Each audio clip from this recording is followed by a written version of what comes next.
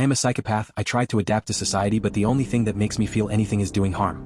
Most people go through life thinking they are free. They wake up, brush their teeth, eat their breakfast, and believe that the decisions they make are their own. They laugh when they're supposed to laugh, cry when they're supposed to cry, and work because society tells them that's what people do. I've always seen through it. The truth is, most people are puppets pulled by invisible strings. Culture, morality, guilt, love. They are trained from childhood to feel certain things and suppress others. They call this being human. They call it empathy. I don't have that. When I was a child, I thought I was broken. My mother would cry when my father yelled at her, and my sister would hug her, whispering promises that everything would be okay. I just stood there, silent, observing like I was watching a play unfold on stage. I understood that crying meant sadness and hugging meant comfort, but none of it stirred anything inside me. Instead, I felt curiosity. I wondered how far my father would go. Would he strike her? Would she scream? Would blood spill? That curiosity has never left me. I learned early how to hide. Children are cruel, but adults are worse. If you don't mirror the emotions they expect, they treat you like a monster. And they're not wrong. So I learned the rules. When someone cried, I frowned and touched their shoulder. When someone laughed, I let out a chuckle. I studied films and TV shows like textbooks. I repeated lines in the mirror, rehearsed my smiles and my tears until I could pass. They never suspected. Teachers called me polite, bright, charming. They said I had a future. My mother told people I was such a sweet boy. She had no idea that at night I was in my room, imagining pressing a pillow over her face and feeling the life drain from her body. Not out of anger, not out of hate, just because I wanted to know what it would feel like. I never did it, of course. Even then, I understood restraint. I understood that survival meant staying hidden. The world does not tolerate people like me, and I was not ready to give up my game so soon. But fantasies only go so far. By the time I was 15, I needed more. Small things at first. A bird with a broken wing that I found in the backyard. I cradled it, stroked its feathers, whispered to it as though I cared. Then I snapped its neck and felt a shiver run through me, pure electric. Finally, something real. That's when I understood what made me different. Not just that I didn't feel like others did, but that I only felt alive when I was causing harm. I tried to deny it for years. I tried to fit in, to adapt. I had girlfriends, though they never lasted long. I mimicked affection, said the right things, touched their skin the way movies taught me to. But sooner or later they saw the cracks. They said I was distant, cold, strange. They couldn't articulate what was wrong with me, but they could sense it. People always can. Till I survived. I built a mask so flawless that even I sometimes believed it. I got a job in an office, shook hands with coworkers, went to parties. I laughed at jokes, congratulated promotions, offered condolences when someone's mother died. I was the model of social adaptation. But inside I was starving. Every day was an act of suffocation, forcing myself to pretend, to play along with this charade of normalcy. I felt nothing but emptiness, a black void gnawing at my insides. Nothing satisfied me, not money, not sex, not friendship. Except when I hurt something. At first, I limited it to animals. Strays mostly. A cat here, a dog there. I told myself it was practice and outlet. I learned how to make their suffering last, how to savor it without leaving too much evidence. The more I did it, the better I got at cleaning up after myself, the more careful I became. But animals are limited. They die too quickly, and their eyes never hold the same terror as a human's. I knew deep down that one day I would cross the line. The thought terrified me, not because I feared killing, but because I feared losing my disguise. I had spent years crafting this mask, and I wasn't ready to throw it away. But the hunger grew relentless, clawing at me from the inside until it consumed my every waking thought. I needed more. And then, one night, I found my opportunity. It was late. I was walking home from a bar where I had been pretending to enjoy drinks with my coworkers. My mask was slipping that night. I could feel it. I had smiled too wide, laughed a fraction of a second too late. I knew they suspected something even if they couldn't name it. On the way home I saw her. A girl, maybe 19 or 20, standing alone at a bus stop. She was scrolling through her phone, earbuds in, oblivious to the world around her. I felt it instantly, the surge, the hunger, the spark of electricity I had been craving. No one else was around. The street was dark. The bus wouldn't come for another 20 minutes. I could take her. I could feel her body struggling beneath mine, feel her breath cut short, watch her eyes widen in realization. The thought alone sent shivers racing down my spine. But I didn't move. Not that night. Instead, I stood across the street, watching her, memorizing her face, burning the image into my mind. I wanted the anticipation. I wanted the hunger to build until it consumed me. And when she finally boarded her bus and disappeared into the night, I smiled for the first time in weeks. Because I knew what I had to do. That was the beginning of the end of my adaptation. That was the night I stopped pretending I could live like everyone else. I am a psychopath, and I am done hiding. The girl at the bus stop haunted me. Not in the way guilt haunts people, not with shame or regret. No, what haunted me was her face, the way she stood alone, unaware of how close she was to becoming prey. The way her life was hanging by a thread she didn't even know existed. I replayed it every night. Her scrolling thumb, the white glow of her phone, the curve of her neck as she tilted her head to the screen. For days I couldn't think of anything else. My job, my coworkers, my tedious obligations, they all faded into static. All I could see was her. That's when I realized something crucial. I had moved beyond fantasies. The hunger wasn't going to be satisfied by thoughts or animals anymore. I needed reality, flesh. But if I was going to do this, I needed to be careful. I spent weeks studying. The news was littered with stories of idiots who thought they could kill and get away with it. They always made the same mistakes. No preparation, no patience, no understanding of how evidence lingers. They killed in the heat of the moment, sloppy and impulsive, and the police picked up their trail like bloodhounds. I wasn't going to be like them. I researched everything. Forensic techniques, criminal investigations, how long it takes for police to trace missing persons. I learned about cell phone tracking, DNA, fibers, CCTV cameras. I learned that the key to success wasn't brute force but patience and planning. And most importantly, I learned to choose carefully. The girl from the bus stop? Too risky. She had friends, family, routines. Someone would notice. If I wanted to survive, I had to start with someone invisible. Homeless, prostitutes, runaways, people no one cared about. People whose absence would barely register. That's when I found her. She was standing at the corner of 8th and River, a place where addicts and drifters gathered after dark. She couldn't have been older than 25, her hair greasy, her clothes mismatched and torn. She was holding a paper cup, asking for change, her voice hoarse. Perfect. I didn't take her that night. I walked past, dropped $1 into her cup and made eye contact. She thanked me and I smiled. That was all I needed, to mark her, to let her remember me. The next night I returned. She was in the same spot. I gave her another $1. This time I asked her name. Carla, she said. Nice to meet you, Carla, I replied, giving her a warmth I didn't feel. Over the next week I built trust. I brought her food, small bills, cigarettes. I asked her about her life and she spilled it eagerly, grateful just to have someone listen. She had no family, no friends, just a trail of mistakes and addictions. Invisible. She had no idea she was already dead. The night I took her was cold. The streets were quiet, and the air carried the bite of early winter. I pulled my car up beside her corner and rolled down the window. You need a place to warm up? I asked. I've got food and I can get you a bed for the night. No strings. Her eyes lit up with the desperation of someone who had been freezing too long. You serious? She asked. Of course. I smiled. Hop in. She hesitated for only a moment before sliding into the passenger seat. I could smell her before she closed the door, sweat, cigarettes, stale alcohol. It didn't matter. What mattered was that she was mine.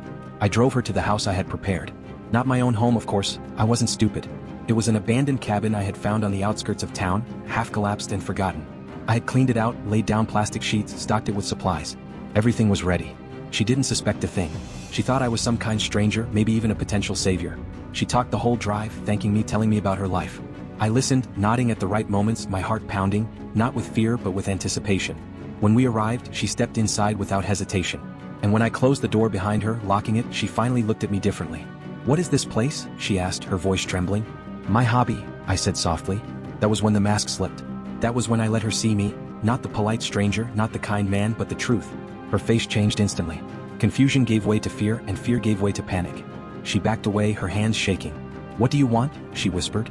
The hunger surged inside me, a tidal wave of electricity that drowned everything else.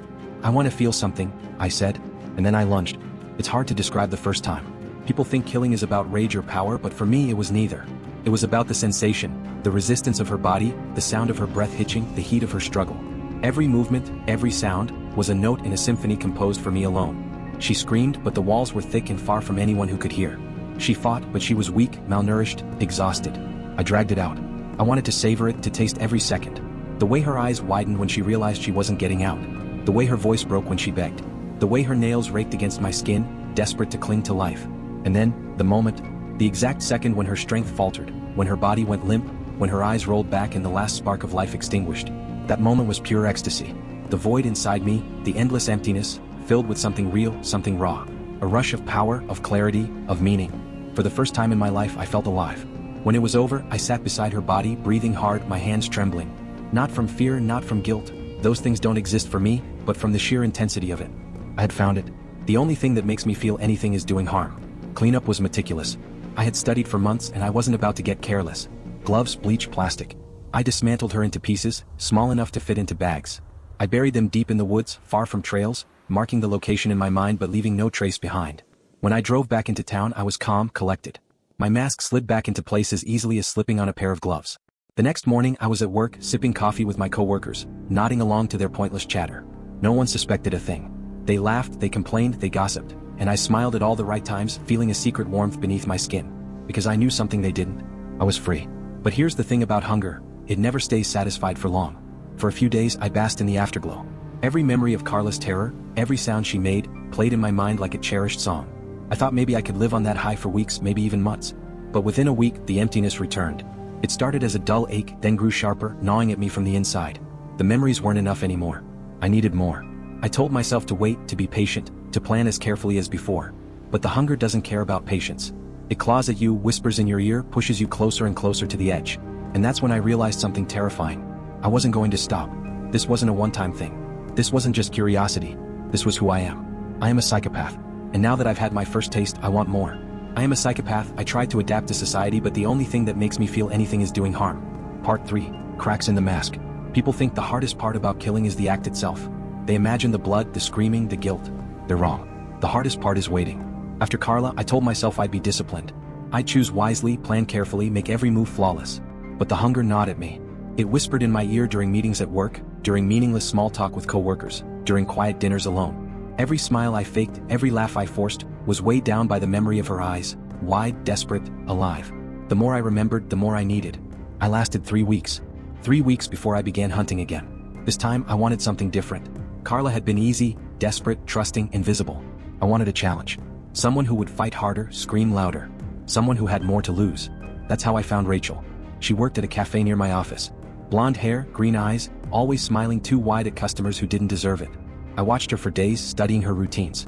She opened most mornings at 6, took the bus home after her shift, always alone. She was perfect, not invisible like Carla, but not important enough to draw real attention. Just another young woman in the city, blending into the background. But there was a risk. She had coworkers, acquaintances, maybe even family. If she disappeared, people would notice. That thought thrilled me. I started small. A smile when I ordered my coffee. A compliment about the pastries. A few dollars in the tip jar. Harmless, ordinary interactions. She probably didn't even remember me after the first few times. But I remembered everything. The way she tucked her hair behind her ear when she was nervous. The way she hummed under her breath when she thought no one was listening. The way her smile faltered for just a second when she thought no one was looking. She was human in a way Carla hadn't been. Real. Alive. And I wanted to take that away. The night I took her, it was raining. Streets slick with water, the air thick with the smell of ozone. She closed the cafe at 10, the last customer gone long before. I waited in the alley, watching as she locked up and pulled her hood over her head.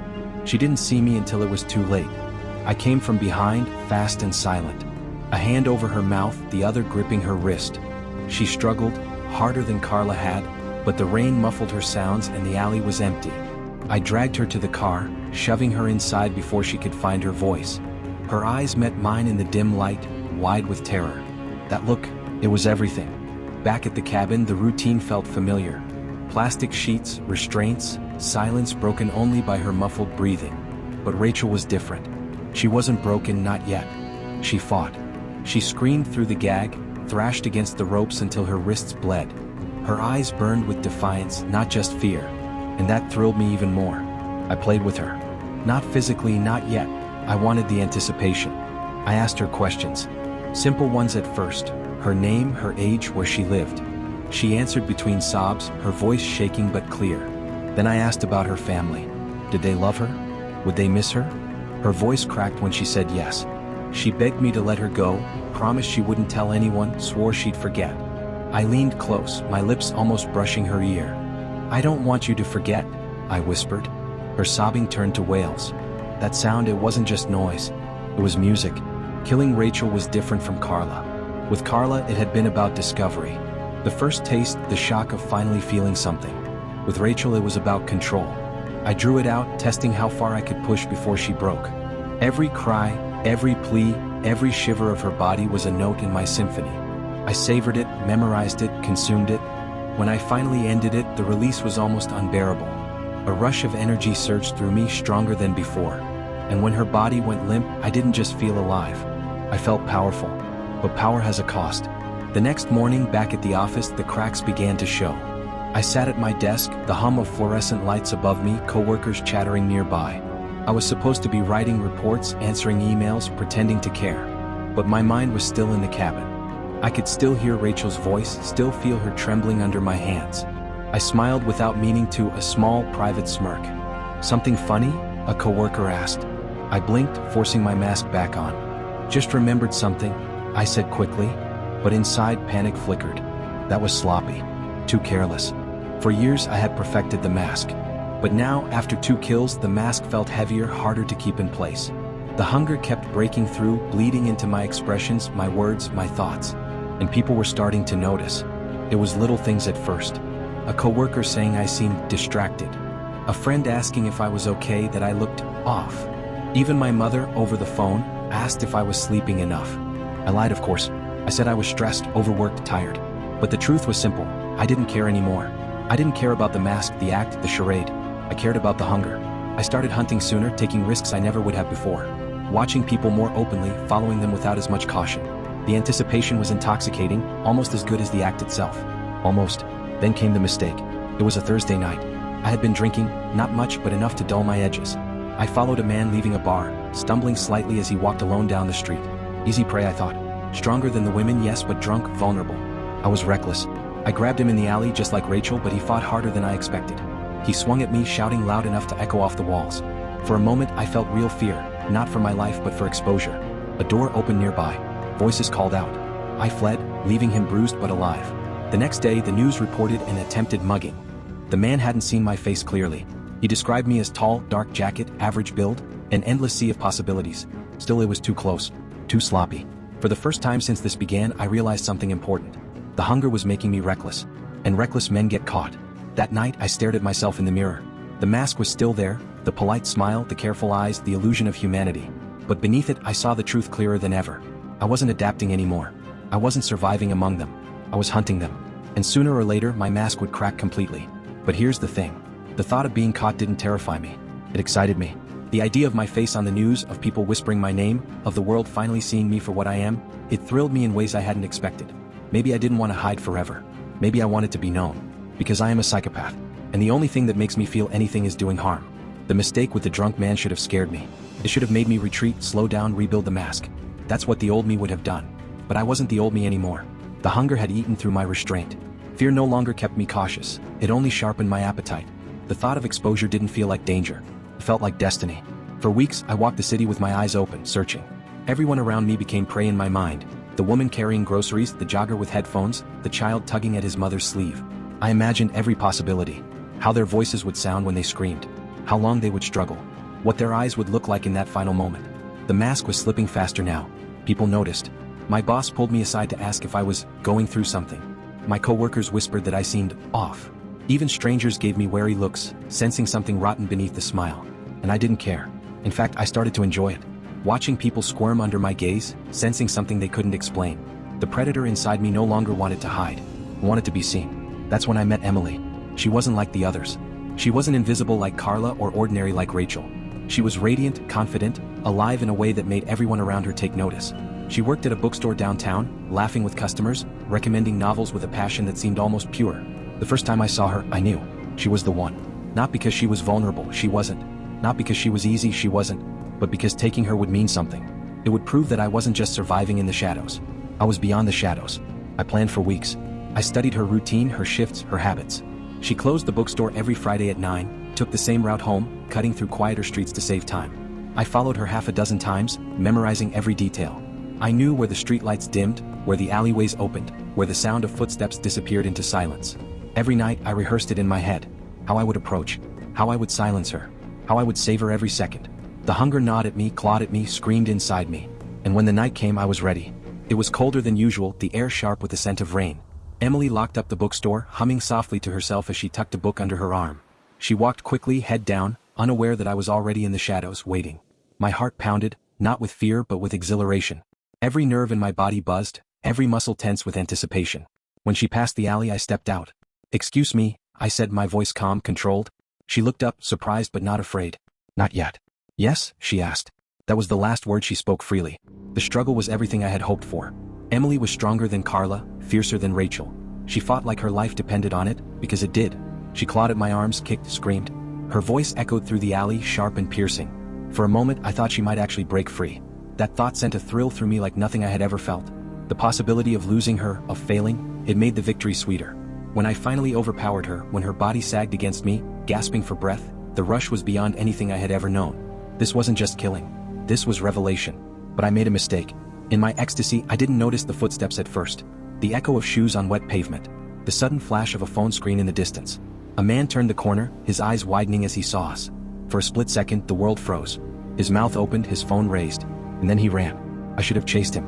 I should have silenced him before he could tell anyone. But Emily was still in my arms, still alive, still trembling. And I couldn't let go. By the time I finished, the man was long gone. And I knew with absolute certainty that it was over. The news broke the next morning. Woman found murdered in alley downtown. Witness describes suspect as tall, dark jacket, average build. The same vague description as before, but this time the city paid attention. Emily wasn't invisible. She was loved, known, remembered. People demanded answers. Police flooded the streets. Cameras went up on every corner. The mask crumbled. At work, my coworkers stared at me differently. They didn't know why, but they sensed it. My boss asked if I was feeling all right. Friends texted asking if I'd seen the news. Every conversation felt like a trap. Every glance felt like suspicion. And for the first time, I didn't try to hide. I didn't want to. The hunger had devoured everything. My patience, my caution, my mask. There was nothing left but the truth. I walked the streets openly now, daring people to see me. My eyes lingered too long, my smile stretched too wide. Mothers pulled their children closer when I passed. Strangers crossed the street to avoid me. They knew. They didn't know how, but they knew. And it thrilled me. The police came 3 days later. Not with sirens blaring or guns drawn, just a knock at the door. Calm, professional. They asked me to come to the station for a few questions. I agreed, of course. I smiled, thanked them, put on my coat. In the car, I watched the city blur past the window, lights flickering in the rain. I thought about Carla, about Rachel, about Emily. About their eyes, their voices, their final moments. And I smiled. Because I knew something the police didn't. They thought they were taking me in for questioning. They thought they would break me, make me confess, bury me in chains.